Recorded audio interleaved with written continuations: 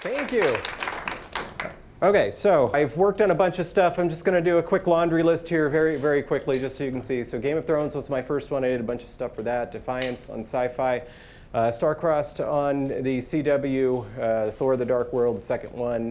Dominion on sci-fi. The 100, airing its last season in May. We were almost done shooting it. Penny Dreadful, that was a fun one. I liked that. The Shannara Chronicles. The Warcraft movie, Doctor Strange, Emerald City, Bright on Netflix, Into the Badlands for the last season, The Christmas Chronicles on Netflix, Arena of Valor was a game, a MOBA game, Another Life, a series on Netflix, its second season is coming, The Witcher just finished filming its first season, Shadow and Bone, that's also on Netflix, it's coming, and the Dune film is going to be coming out at the end of the year. So anyway, given that it is the season for it, I thought I'd begin with just a simple reminder to, please remember to wash your hands with warm water. And now, for the rest of the time, we're going to be translating that phrase into a brand new language that we're going to create right here on the spot. And so we're going to use this here to assist us. So please, everybody, get ready to say stuff. Because if you don't, somebody else is going to dominate it, and this thing is going to go off the rails real quick. Just kidding. No, it'll be fun. All right, so when you're creating a brand new language, the first thing, before you even start anything else, is to decide what type of a language you're going to create, and that usually involves figuring out who the speakers are, if the language is going to be spoken or signed or written, or if they're going to have some other means of communication. So far, the only thing that we know for certain about language is that it's some way to encode meaning in some sort of form. But that form could take various routes. So we're going to kind of skip over that step and just say, let's just practice with a spoken language, since as most languages that we know of are spoken, and so most people have familiarity with them. So spoken languages have sounds, and sounds actually come in groups. So I'm going to start just by giving you some of these here. So these sounds right here, which are pretty simple. So we have P, T, K, S, H, M, N, L, and they all have about the sounds you would expect them to. So these are consonants, and then these are vowels, and they are A, I, U. They don't have their English pronunciations. These sounds, the consonants and vowels here, most languages have all of these sounds, and all languages have most of these sounds. So it's a good place to start. But after this, you can add stuff, you can subtract stuff. For example, Hawaiian, or at least many dialects of Hawaiian don't have a T. They also don't have an S. No dialect of Hawaiian has an S. Many languages don't have an L. Many languages don't have an R. So anyway, this is a good place to start our sound system. But now we're going to either add or subtract stuff to it. So go. What do we like? This is a very, very, very basic sound system. Do you want to add anything? What? Q. No, wait, hold on. Okay, first of all, Q, we're gonna deal with the IPA. So what is written as Q, if you do it in IPA, this is a sound that's known as a uvular stop. Ka, ka, ka. It's like K, but further back in the mouth. The back of your tongue touches the uvula and produces a sound that's not ka, but ka. It's why we spell the name of this country with a Q. It's not Iraq, it's Iraq. Iraq, with a nice hollow Q sound in the back. Anyway, so, you sure you want Q? It's a fun one. I like it. I like it. But if you want it, we'll add it. Wait, votes for Q? Yeah. Oh my gosh, we're adding Q. All right. All right, let's do it. Let's do it.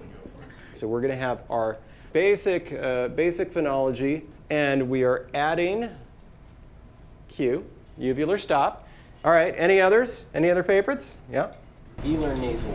Velar nasal, of course. This is the sound at the end of sing, and also at the beginning of the Vietnamese name Nguyen, if you pronounce it right. But I didn't, but at least I pronounced the velar nasal part right.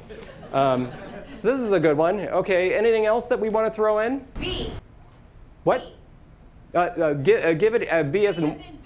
Oh, V is in Victor. Okay, let's talk about that. So we have fricatives. These are sounds that sound roughly like, oh, we don't have a table here. I don't know if you're even going to be able to pick this up. But they sound roughly like this, right? So s, f, sh, v, s, and so forth. The difference between, let's say, these two sounds is whether the vocal folds vibrate. These are the little things that help prevent food from getting into your lungs. So if we leave them silent, you get a sound like F. If you vibrate them, you get this sound. V. They're exactly the same sound. The only difference is that your vocal folds are vibrating. So as we talk about V here, when you add sounds to a language, sounds tend to come in groups. So this guy is a part of two groups, the group of voiced sounds and the group of fricatives, this one voiceless sounds and fricatives. So far, we have voiceless stops and a very good series of them, P, T, K, and K. We've got a series of nasals, though we don't have a uvular nasal, I'll note that. And we only have voiceless fricatives, S and H. If we want to add V, do we want to also add F? And do we want to add this guy's sibling, Z? S and Z are the same sound, but one has a vibration of the vocal folds. So whoever suggested the V, what do you think? Sure, why not? All of them? Are we good with this? Can we add V and Z without the unvoiced pairs? Or is that just weird? No, it's not actually. There are plenty of languages that actually have V that don't have F.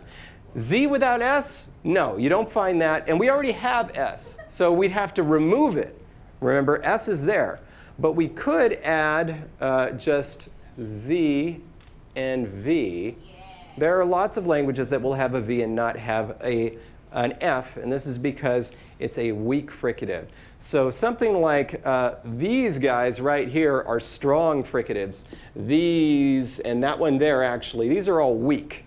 And so things will happen with these that don't happen with these. Okay, so we got Z and V. Yes? A rolled R. A rolled R. That's a very good one. I like that sound. I'm just going to add it without even consulting anybody. Everybody can do that one, right?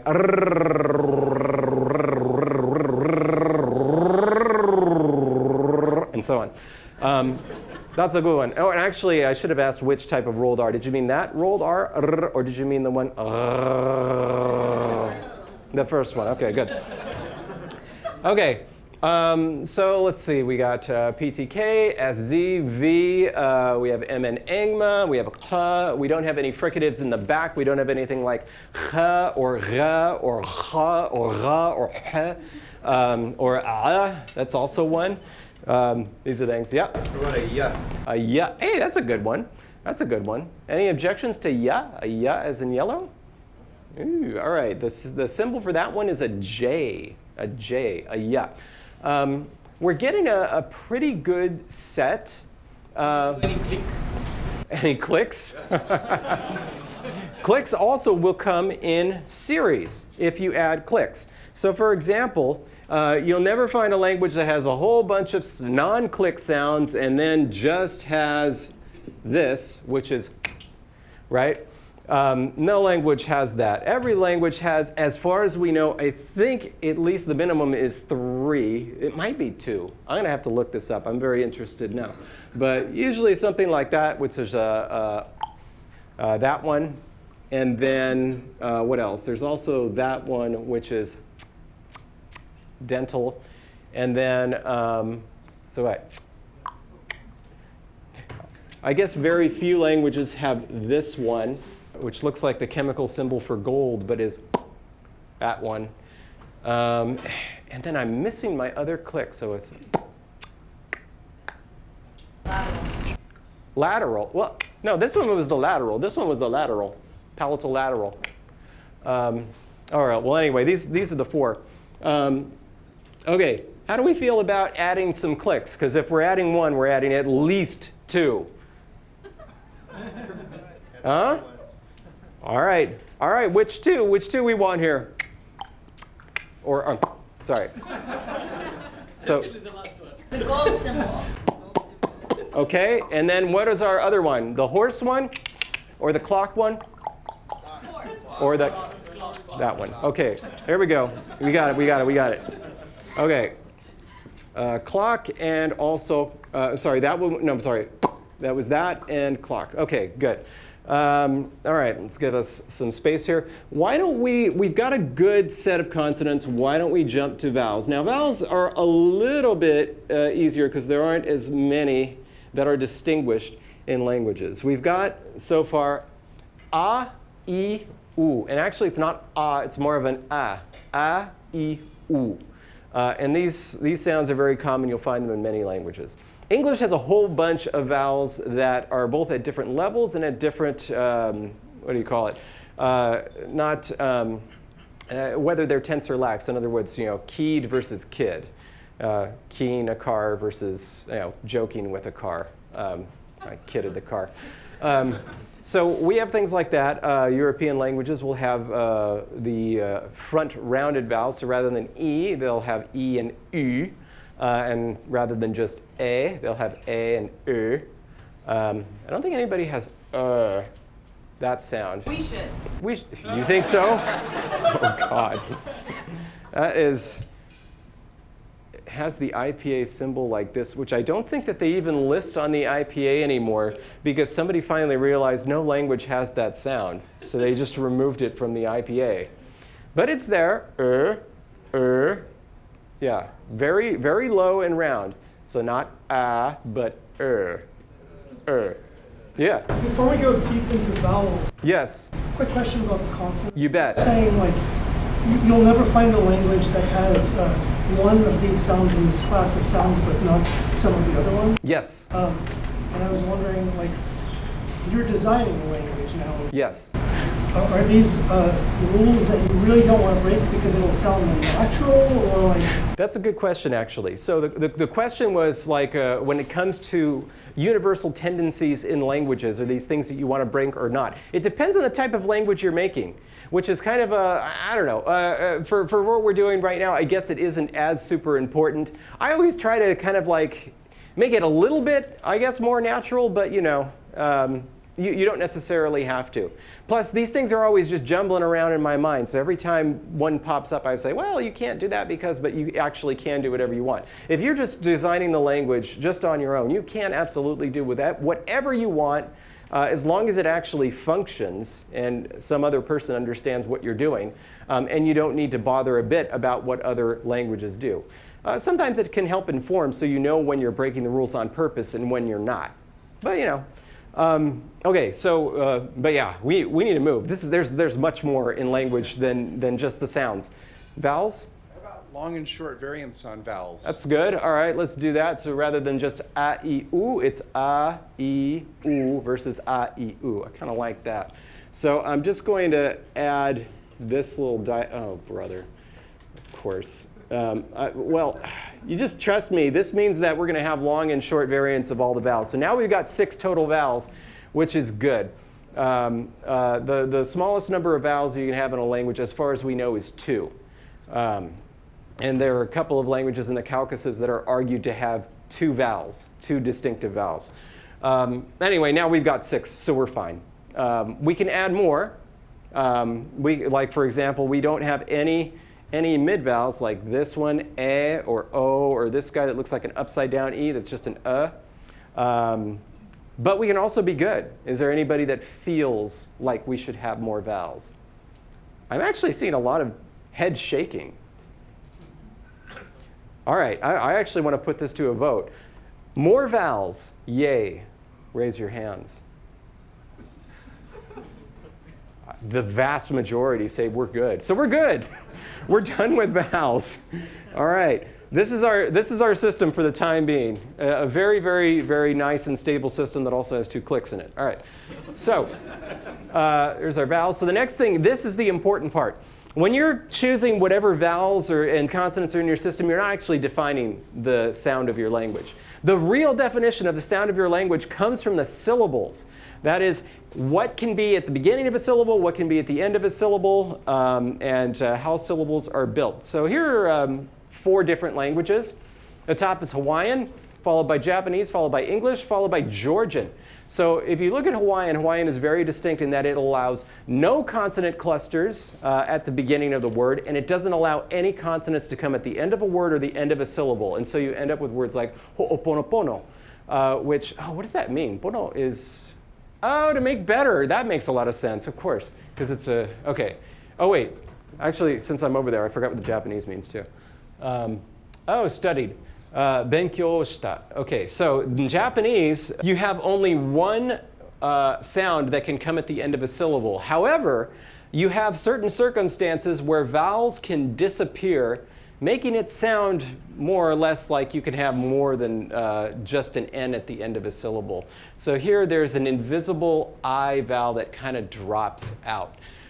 English is just, terrible here. Look at this. Strengths. That's just awful. There's even like a hidden K in there when you pronounce it that we don't write. Strengths. The truth is most of us just don't pronounce all this stuff all the time. Have you ever thought about the worst word in English? Crafts. There's nothing worse than that word, crafts. Oh, I hate thinking about it. And then the bottom one, this is Georgian. And the word is, as far as I know, it's pronounced gprsvni. It's kind of it was definitely a concocted word for this example. It was like, it means you peel us, like in the present tense. So like if somebody were asking a bunch of bananas, like, what do I do with you? The bananas would say, you peel us. See, I made a context. But yeah, you can get tons of consonants all in a row in Georgian just like this. So the question is, for our language, what do we want to do? And we're going to break it down this way. Let's start at the beginning of the syllable. Do we want to allow more than one consonant to begin a syllable? I'm seeing several yeses, and if so, which ones? Which ones? And this is where it's going to help to break things into classes, all right? You have, you have stops, right? These are our P, T, K, Q. And you know what? These clicks are going to be tough. So just remember that they're not going to play nice with other things. Then you have nasals, and that's our M, N, angma. And fricatives are sorry, we don't have F. We do have V, S, Z, and H. And then our liquids, L and R. And we have one glide, which is ya. So often when you're defining syllables, it's usually with respect to these categories. So in other words, sometimes if you look at English, we allow liquids to come after stops, but we don't allow L to come after coronals, T. So in other words, we have play and we have clay, but we don't have tlay. There's no reason we couldn't. We just don't in English. It does go the other way, though. So we have pray and cray and tray. That's fine. But for whatever reason, L coming after T and D is just out. Yeah? What about like kettle? Kettle. There basically is a different type of L. The L has essentially become a vowel. Realistically, there's like a little bitty vowel before it. But it's kettle. It's not ket, right? But you actually do get that in plenty of languages. And you do get that with the R in French, which is why, oh my goodness. Is this, yeah. Wait, is that how you spell that? Yes. Quatre. Yeah. And you just kind of do the TR at the end of it. You don't actually say this little vowel. Unless you're an American learning, then you do it all the time. Quatre. So anyway, thoughts on consonant clusters? You can do lots of wild things, like you can have an N come after a T, tenasis. You could do that if you wanted, but you don't have to. Prenasalized clicks. Prenasalized clicks. You could do that. They're actually just called nasal clicks, though. So that would be a distinction between instead of a clock sound, instead of it would be. Did you hear? Sorry. It's like instead of a knock, it feels like a niche. But that was too far forward. Sorry. Basically, what you have to feel is air passing through your lungs, out your nose, when you're doing the click. Anyway, so we can have that distinction. Let's just throw that in. So, yeah, nasal versus non-nasal clicks. Good luck. So we've got our nasalized clicks. Anything else? Do we want PL? Do we want TL? Do we want things like that? Let's just say we can get, all right, liquids coming after stops. That's great. Do we get glides after stops? Yes, we can get glides after stops. All right, cool. How about fricative after stop? Absolutely, we can. I mean, look, like, do you know in what we have is qua? When that gets borrowed into a lot of languages like German, it's kva, which is, you know, just what, right? It's just this, kva. So yeah, that's fine. All right, anything coming after nasals or no? Is there any combination of these that's like universally not allowed? Maybe a stop coming after a stop. You can have a word that begins, you know, like Swahili does this a lot. Mtoto is a word for child. So it's an M followed by a T. Now, the only difference is that in something like mtoto, this is actually, that little mark means it's syllabic, so it's actually like this is 3 syllables, it's not 2. But yeah, you can do that. You also have this thing called pre-nasalized stops, where it actually isn't a syllable. It's like nda, nda, nda. You can even have the opposite, which is really frustrating to me, like nah. I don't even know how to do it. I've never been able to successfully pronounce this, but you actually have like nasal exits for stops, which doesn't make any sense to me, but it's possible. All right. Okay, let's call that a day for the beginning of the word. How about the end of a word? Are words going to be able to end with a consonant? I actually heard a lot of no's. We don't want words ending with consonants? No. That's nonsense. That's amazing. I love it. Actually, you want to know one of the weirdest universals when it comes to clicks? Apparently, clicks can't end a syllable. I don't know why. Seems fine to me. So like, ma, it seems fine. I don't see why that would be anything bad about that. But yeah, it doesn't happen at all. Okay, so no codas. So we're done with sounds. So let's, oh wait, I'm sorry. You were asking, can you associate sounds with particular parts of speech? Oh, look at that. That would have been helpful. Anyway, I mean, yeah, you could. Languages generally do not. Natural languages generally do not, but you absolutely could. Yeah. If we have phonemic distinctions between long and short vowels, does that Yes. necessarily mean it can't be a stressed language? No, absolutely not. Hawaiian has long and short vowels and has stress. Arabic has long and short vowels and has stress. Yeah, no problem there. We didn't talk about stress, but we actually could talk about stress versus tone, but we can't because we're running out of time. So let's move on. It's just going to be a stress language. All right. When we talk about nouns, nouns can do a couple of different things. They can have number. So in English, right, we have ship versus ships. The second one is Arabic. So you have qat, qatain, and qatat, which is cat, 2 cats, and then 3 or more cats. So you have a special form in Arabic that means exactly 2 of something. And it still enjoys a lot of use. Then you also have something like Pokemon, where it's singular and plural. Basically, there's no distinction in number at all. And did you know this goes for the names of the Pokemon? So it's like it's not 2 Pikachus, it's 2 Pikachu. I mean, I find that easier with some than others, especially Geodude. There are 3 Geodude over there. What a terrible name. Anyway, so we can do any of those things. Either, so just have a simple singular versus plural, or we can have a singular dual plural, or nothing. Gender, I know that when you hear gender in a language, you immediately jump to this, but it doesn't actually need to have anything to do with biological sex or gender representation at all. I'm sorry, gender expression. It could be other things. So like this could be the gender system of a language. Could also have this. And then, again, this means that every single noun in the entire language will belong to one category or the other. So chair is obviously tent, but podium is probably hotel. Anyway,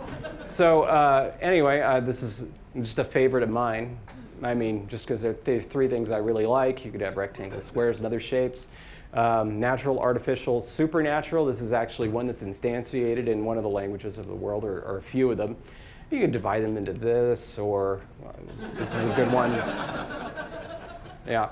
So, because most of the languages that we're familiar with in the West, which is all of the Indo-European languages and also the Semitic languages, have nominal gender that is based on, masculine or feminine, we tend to think that the two must be conflated, but they don't need to be. Swahili has, all the Bantu languages have a ton of genders. None of them are masculine or feminine. They all have to do with other things. Lots of times it's humans versus big things versus small things versus implements and so on. Anyway, so that was that. And then what comes after that? Oh, verbs. We're not ready for that. Okay, so let's talk about nouns. Number, yay or nay, and if so, what? I'm seeing nay for number. Anybody want to jump up and say yay? Wow. All right. Whoa. Hold on. I've got one yay. Any other yays for number? Oh my goodness. This is actually my... Okay. Raise your hands if you want a number distinction of some kind in this language. Oh my goodness. Okay. Raise your hand for no number distinction. I don't think we have time for a serpentine, but I mean, is there anybody here that can count sheep by their feet and divide by 4? My goodness. I don't know how to solve this. So I think we have to go with, in the interest of time, no number. All right, no number. How about gender? Are we doing gender? First of all, yay for gender. Ooh, nay for gender. Nay for gender. Oddly, I think the yays have it. There were many people who didn't vote. So, I have a question about that. Yes. What are some of the interesting genders you've added to your languages? Some of the interesting genders I've added to my languages. Probably my favorite gender system was one I did for an alien language that I created on Defiance called Irathient. It had 18 genders. And the genders, the top portion of them, the bottom portion were things like, diminutive, augmentative, which are very common, abstract. So more like, category type things. The ones on top, it was plant, animal, person, and object. And each of those was divided into dangerous or threatening versus non-dangerous and non-threatening. And so there was a distinction, for example, between water, which was in the non-threatening substance class, and hot water, which was in the dangerous substance class. So that one was kind of a fun one. I really like that. Neutrals. What? Neutrals. You feel the need for the neutral. Oh, neutral for neuter. It's neuter is something that really only.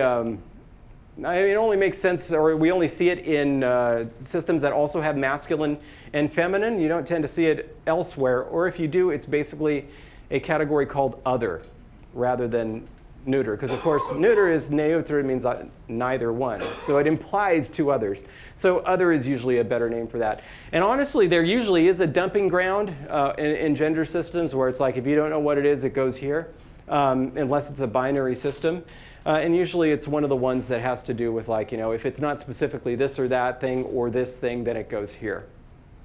So anyway, does anybody want to jump out and suggest a gender system for this? Physical and non-physical. Ooh, that's nice. Physical versus non-physical. That's pretty good. Anybody want to add something? Oh my God, you're jumping all the way to alienable versus inalienable possession. Maybe that's something that we should talk about. Alienable possession is something like this. Right now, this is mine. I don't even know what you call this, my thing. But this arm of mine is probably not something that I'm going to part with very soon. So calling this my thing versus calling this my arm is something that languages will treat differently. Do we want to make that distinction? Yes. Okay. All right. So we have alienable versus inalienable. This doesn't necessarily need to be a part of the gender system, but it can be just something that happens, and it can show up elsewhere. Let's just throw it up. Physical versus non-physical. Who's in favor of this? All right, we got it. Okay.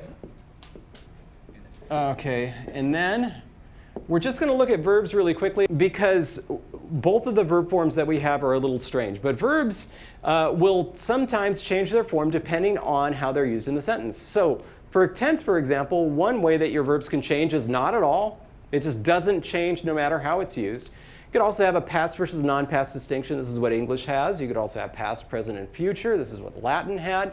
Past, non-past, ancient past. That's actually a thing that happens. Gnomic means timeless. So in other words, past. So it's like the dogs barked versus the dogs are barking versus dogs bark in general. It's a true fact about the world. You can also totally ditch tense or combine it with aspect. And so complete just means that the action has finished, and incomplete means the action has not finished, and it doesn't say anything with respect to tense. In other words, when it happened. There's also about to happen, happening, just happened. And now this is where it's going to be relevant for us. Commands can come in several varieties. It could just be a basic command, like in English, do this, do that, and that's it. But you can also have a different form of the verb depending on polite versus impolite. Singular versus plural, that is if you're talking to one or more people. And then, of course, you could probably also do dual. I don't think I've ever seen one, but you could. Positive versus negative, in other words, do this or don't do this. Sometimes you'll have different forms for that.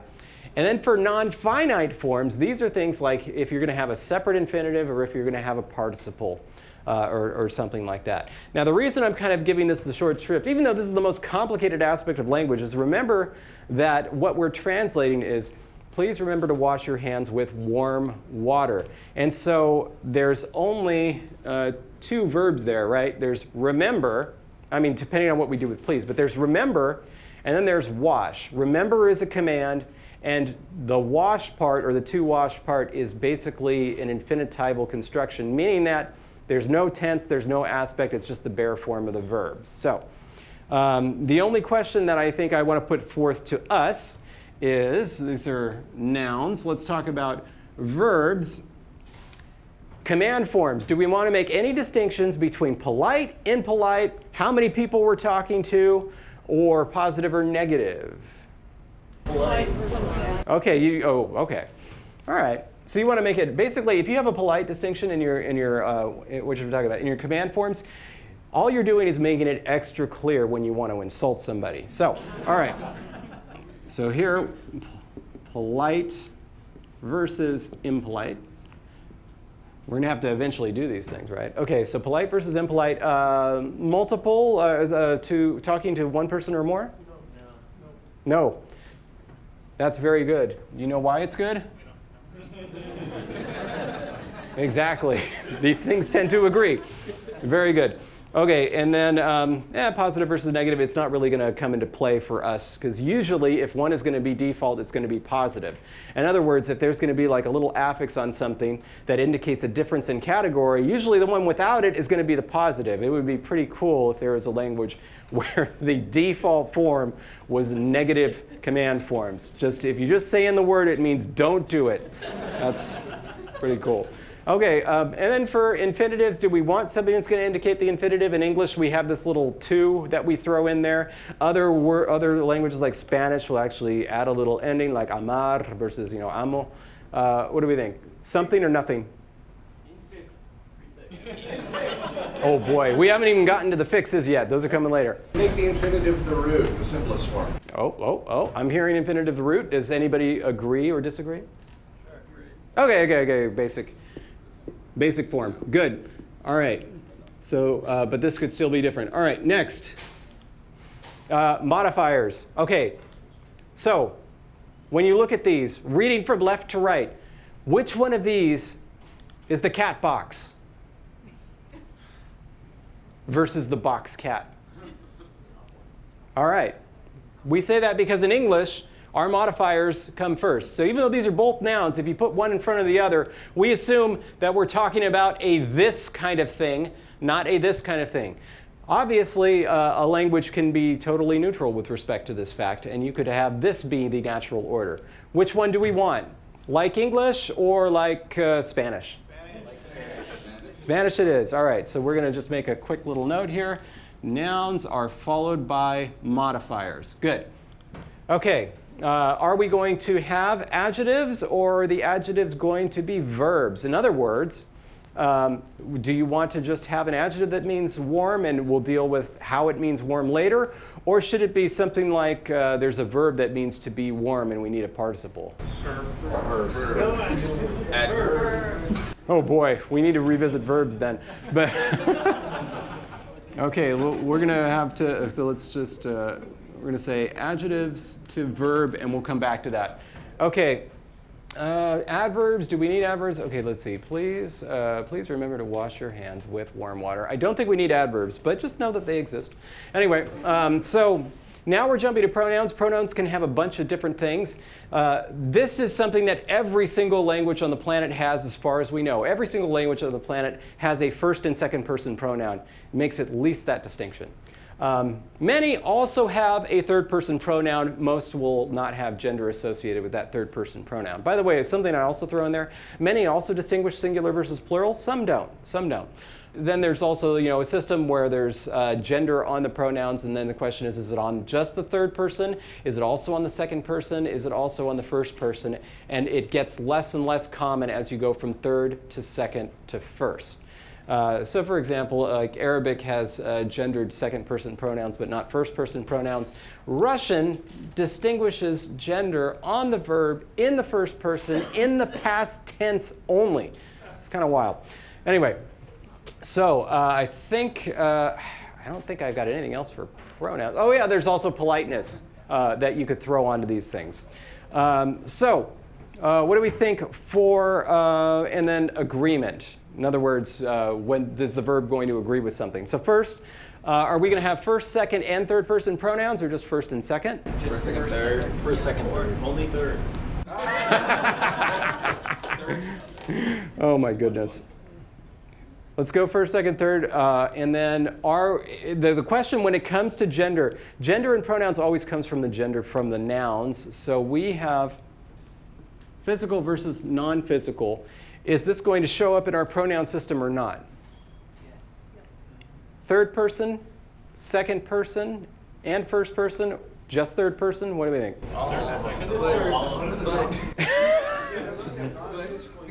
What's the non-physical first person exactly? A toaster, a talking toaster. Wait, oh, non-physical. Non-physical. No, it's an entity, isn't it? It's an idea. Well, when ideas speak. When freedom speaks. Okay, no. Sorry. All right. So here we go. Phys versus non-phys. Okay, good. And then I guess we're not going to have number, huh? No. Yeah. All right, so we're just going to have those three pronouns and be done with it. That's good. Okay, so next, syntax. So in English, this is our word order. I means I, the heart means love, and the cat means cats. So I love cats is the basic way to say that, with the verb coming in the middle. You can also have, as in Japanese, you basically say I cats love if you throw the I in there. Watashi. Hawaiian, you have love I cats. Malagasy, spoken on Madagascar, love cats I. American Sign Language, depending on how you sign it, but I was thinking of, like cats love I. That's kind of a common way that it happens. Now there is some extra stuff going on. Obviously the cats is getting case marking, but anyway. And then there's this language I did find that has cats I love. This is the percentages worldwide of how common these word orders are.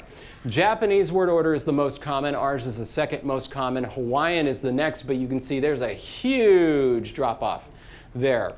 And then basically this one, cats I love, I mean, There's like, it's 0% because that's what it rounds to. They argue that there's like 2 languages that do it, but that's about it. This one is also extremely uncommon, but somehow better than that one. It's kind of interesting. The truth is, you can probably find every single one of these word orders in every single language, depending on the construction and how they're saying it. But this is like the basic default word order for that you're going to hear like 90% of the time. What do we want to go with for ours? Cat's eye. Well, okay, I heard a bunch of different things. So there's one for Malagasy, which is love cat's eye. That was actually what you said too. Okay, 2 for Malagasy. VSO. That's Hawaiian. Love eye cats. Oh boy. Okay. I could compromise with VSO. Okay, here we go. Here we go. It's Malagasy versus it's Madagascar versus Hawaii. Which one's the best island? Okay. So first, VSO, like Hawaiian, love eye cats. And now VOS, Madagascar, love cat's eye. I'm sorry, Hawaii has it. Hawaii has it. Okay, so we're going to write our word order. I'm just going to write it right here, VSO, so we remember. All right, let's move on to the next thing, which is one of the reasons that we have varying word order or varying strategies is everybody always needs to be able to know how do you figure out who does what to whom. So if you're hugging the cat, how do you figure out if it's you hugging the cat or the cat is hugging you? Because it's a cat, you know it's not going to be the cat hugging you. Anyway, so for example, if you make this distinction with word order, it would mean like for English, I love cats is correct for the order of the person hugging the cat. The other order, cats love I, is wrong. So that's when you use word order to make this distinction. You can also use case. This is kind of the eyeshadow I gave these things. So you can see the orders are different, but the meaning of I love cats comes through for both because the eye always has the blue eyeshadow and the cat always has the pink eyeshadow. So it doesn't matter what order you put the words in because the case is there. On the other hand, and this would be fine too, but this would be wrong because the eyeshadows changed, the cases changed, meaning that the meaning is now opposites. That's another way to tell who does what to whom. There's also head marking, which is the verb itself changes form based on some salient form of the noun in question. It doesn't matter what order you put everything in because the verb will tell you who does what to whom. That is head marking. And so that would work and this would not. Head marking is correlated to the object? No, it could be object. Well, actually, most commonly it is the object. But it's often both. It could be the object, it could be the subject and object, it could be the subject, object, and indirect object. That's what actually you saw with Georgian. It does that. And then you could also mark it with add positions. So in other words, just a little word like to or at, which tells you who does what to whom. And add positions can come in 2 different orders. This is English, the cat in the box. This is Japanese, the in the box cat. This one's called a preposition because the thing that is being inside of or whatever comes first. And this one's called a postposition because it comes after. In other words, this thing governs this. And you call it a preposition if it comes before and a postposition if it comes after. And then you can also do it with affixes. And affixes, by the way, these things tend to line up. So if the verb comes at the end of the sentence or after the object, you tend to have suffixes more. If the verb comes at the beginning of the sentence, you tend to have prefixes more. I will note that our verb comes first. So how do we want to say who does what to whom? Strict word order, case marking, using an add position, probably a preposition, or head marking. Head marking. Preposition. Word order. Word order. Whoa. How many for word order? How many for head marking? And how many for prepositions? I'm sorry, how many for cases? All right, well, let's say cases or prepositions because, and then you can decide if we want to mark it with an affix or with a preposition. So cases, strict case marking. This is dependent marking. Okay, that one definitely lost. So your candidate is out. So we're going to go back to word order versus head marking. Okay, word order. Head marking. Holy smoke, here we go. Head marking. Yeah. All right. So I'm just going to pop a quick HM there. All right, head marking, I'll remember. Okay. And then this coordination, I'm just going to throw up this note. We don't have to worry about it. But you can say X and Y, but you can also say X, Y, and, or and X and Y. There are many different ways to do coordination, just so you know. OK, now for the words. So what world are we describing? So this is where it gets busy. OK, so we have, ignore the please for right now. So remember to wash your hands with warm water. So let's start with one of the simple ones. Hand. As a reminder, we do have alienable versus inalienable possession. So unless this is a pair of hands you chopped off somebody else and brought to work, this is going to be inalienably possessed when you're talking about washing your hands. So one of the ways that inalienable possession works is that you don't use a word like your with it. That could be one way to do it. So in other words, instead of saying, remember to wash your hands, we would just say, remember to wash hands. And because it wasn't used, we would know. Otherwise, we can have a little marker on there. What are we feeling like? Marker. OK. So like I said, these tend to be either prepositions or prefixes for the type of word order that we have. We want preposition or prefix? Prefix. OK, now let's talk about the word itself. The word for hand is probably very basic if we're talking about human beings. There are many languages that don't distinguish between a word for hand and arm. Russian is one of them. And then there are some like English that do. So in other words, the word for this in Russian, which is it ruka? Anybody? Ruka. OK, so it could be talking about the hand by itself, or it can be talking about the whole arm. It just depends on context, and it's not. It usually doesn't make a big difference which one you're talking about because you know. Anyway, we don't also have arm in this, so we don't have to worry about it. But it is a basic word. So, bearing in mind our consonants, does anybody want to take a stab at creating our very first word? Hand. What? Okay, hold on. Ooh. Actually, they were very similar. Wait. And say it again. Ooh. Ooh. Yeah. Okay, and that was with the nasal one, right? Yeah. Yeah. Ooh. Ooh. Okay. Okay. Okay. All right. So this is the. So let's put our words right here.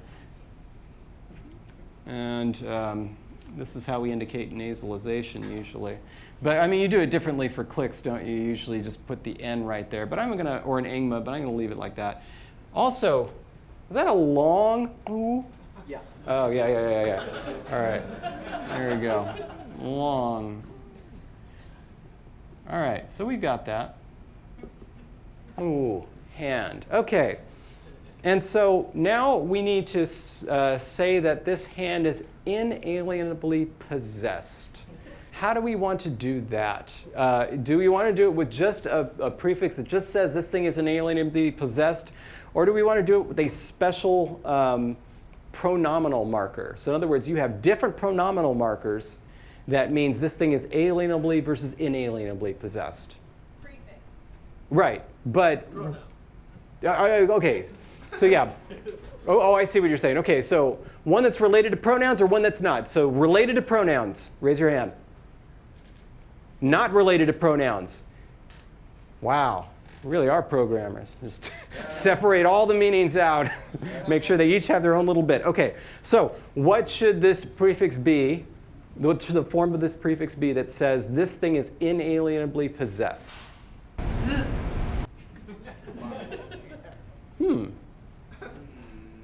Just by itself? Yeah.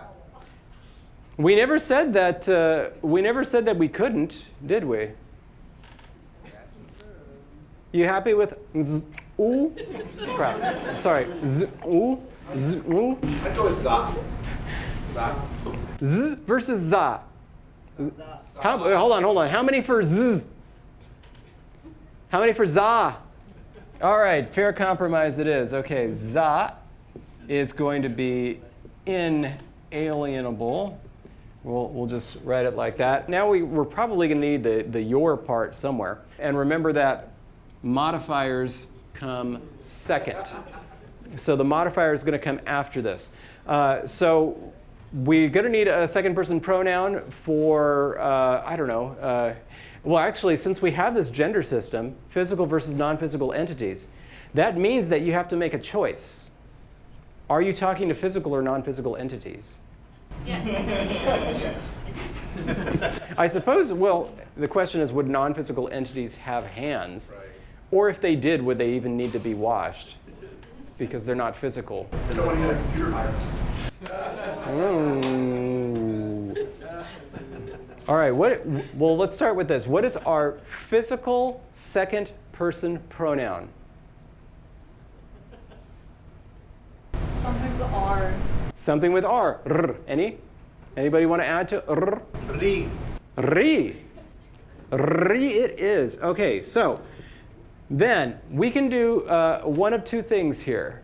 So we have, it's gonna za, u, and then ri. Now, we can just leave it like that. In other words, the pronoun itself can serve as a modifier as well. Or we can change it in some way so that this pronoun is marked as a modifier. So leave it alone or mark it? Leave it alone. Leave it alone. Good. All right. So now we have the your hands part. All right. Yeah. How do you tell that the person is physical versus non-physical? It seems ambiguous here. That's because we only created the physical one. You want to create the non-physical one just for the heck of it? Yi? Yeah. All right. There we go. Ri is physical you. Yi is non-physical you. Okay. All right. So we have the your hands part. Okay. Always remember to wash. So remember, we're doing just the basic form of the verb for an infinitive. What do we think about wash? Is that something that is going to be a basic notion that goes back to time immemorial? Or is it going to be something that's derived from something else? Basic. I disagree, but let's do it. Basic. Okay, come up. Somebody give us a form for wash.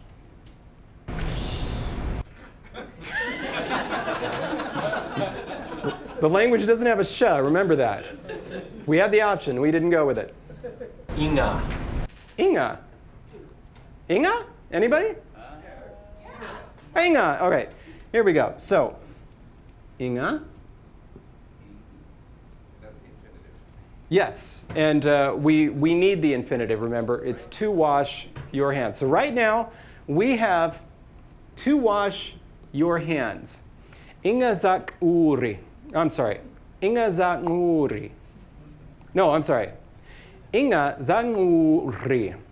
Gosh, this is a really tough one. This would take me a bit. Anyway, okay.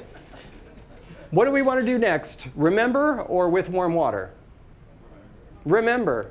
Now that's certainly something that's probably not going to be basic. How do we want to do that? How do we build a word for remember? Remind yourself. Start from no. Start from, K-N-O-W. Got you. Okay. We can start from no. Let's give us something for no. Mati. Mati. With a long ah? Yep. Okay. All right. Mati. All right. No. Okay. Now, how do we get from no to remember? Mati. Okay, you want to do full reduplication or have it shorten up a little bit? Shorten. Mati. Yeah. I kind of like this actually. All right, so with reduplication, we get mamati, remember. I like that too. Okay, so mamati. Okay, so now the question is, how are we going to indicate this command? Because it's a command to remember. How about Ya as a suffix. ya as a suffix? Ooh, matia. I kind of like that actually. I'm just going to go with that. Ti-ya. All right. So this is was this polite or impolite?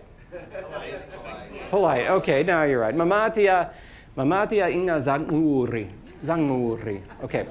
Okay, remember to wash your hands. And then, okay, the last thing we'll do, forget please, we'll just say it was built into this. With warm water. All right, so that's going to require, since we didn't do case, it's probably going to require a preposition. Anybody want to throw something out for a preposition? For with? Saws. We can't end anything with a consonant. Sa. Sa. All right. Okay, and now, water, probably super basic. Anybody want to throw out something for water? V. V? Yep. With a long? Short. Short. V. Savi. Okay, and then now we got to this whole deal with, so if we don't have adjectives, it's water that is warm. You did that. You all did that. So it's a verb.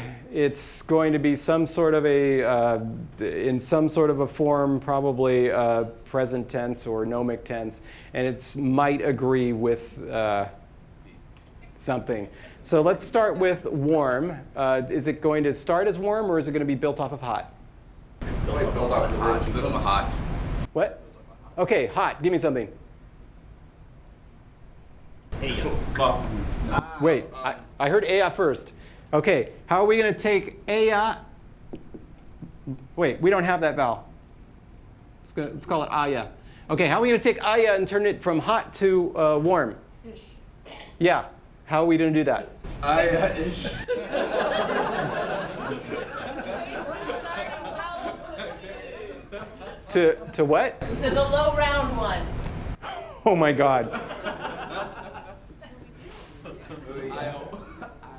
I'm going to accept that even though, yeah, okay. All right, so this is how it will work. We probably put here, and then it's probably have something on it to indicate that it was agreeing with something. Since the pronouns are coming afterwards, it's probably built off the pronouns, and it's probably going to be built off of this pronoun. Somebody just give a shout for a third person pronoun, really simple one. La. La. All right, so I'm going to say la. Okay, and so we have, please remember to wash your hands with warm water. Mamatia inga zanguri savi uala. There you go. Anyway.